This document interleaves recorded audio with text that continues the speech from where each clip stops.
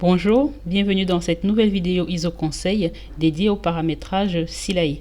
Aujourd'hui, nous allons parler du paramétrage spécifique d'un contrat de professionnalisation. Donc, pour commencer, nous allons parler de l'emploi. Pour tout le reste de l'identité du salarié, ça se fait comme un salarié normal. Donc, on va parler uniquement des spécificités.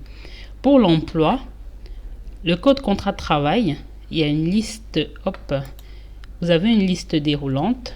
CDI ou CDD, je vais me déplacer pour que vous voyez le menu déroulant. Toujours pas. Bon, toujours pas, c'est pas grave. Alors, si c'est un CDI, le code c'est 01. Et si votre contrat de professionnalisation est en CDD, le code c'est 02. Je vais prendre l'exemple d'un contrat de professionnalisation en CDD. Code contrat de travail 02. Motif de CDD 08. Durée initiale du CDD, je prends l'exemple d'un contrat de professionnalisation d'un an, donc je renseigne 12 mois. Contrat de type particulier, là, vous choisissez professionnalisation. Et majoration Bac Pro, vous cochez cette case en fonction du niveau d'études du diplôme préparé par votre salarié.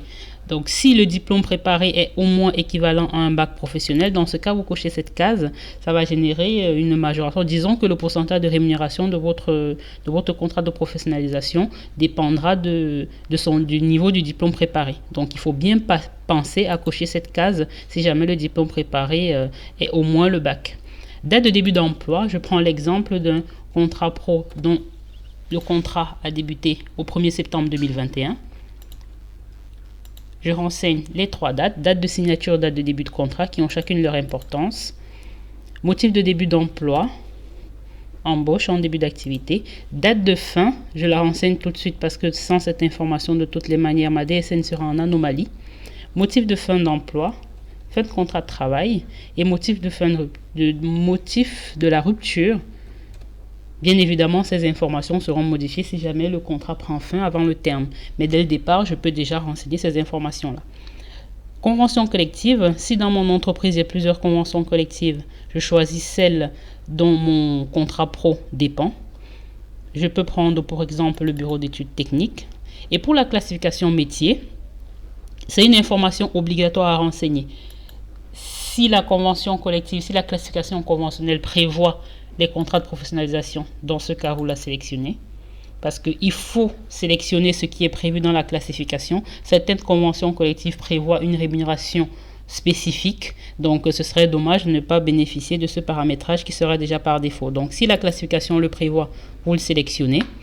Et le reste se fera tout seul.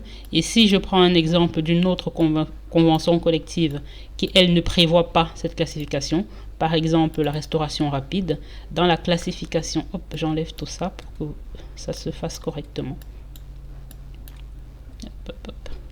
Dans la classification de la restauration rapide, il n'y a pas, le contrat de professionnalisation n'est pas prévu. Je sélectionne quand même une classification parce qu'il faut que les informations soient renseignées. Et le reste se met automatiquement. Pour la rémunération, si la rémunération prévue pour mon contrat de professionnalisation, c'est le minimum légal ou le minimum conventionnel, bien évidemment, je ne renseigne rien à cet endroit-ci parce que je souhaite que la rémunération se génère automatiquement et que je ne sois pas obligé de gérer l'éventuelle évolution en fonction du changement d'âge de mon contrat pro. Une dernière chose, lorsque mon contrat professionnalisation est signé pour une deuxième année et que la première année a été effectuée par ailleurs, cette information, on remonte un petit peu plus haut, je la renseigne dans initialisation de l'ancienneté. Donc, mon contrat de professionnalisation a effectué une première année chez un autre employeur et moi, je le prends en deuxième année pour être sûr d'avoir la bonne rémunération. Sur la partie initialisation de l'ancienneté, je renseigne 12 mois et je renseigne que mon contrat pro a une ancienneté de 12 mois à sa date d'embauche, soit le 1er septembre 2021.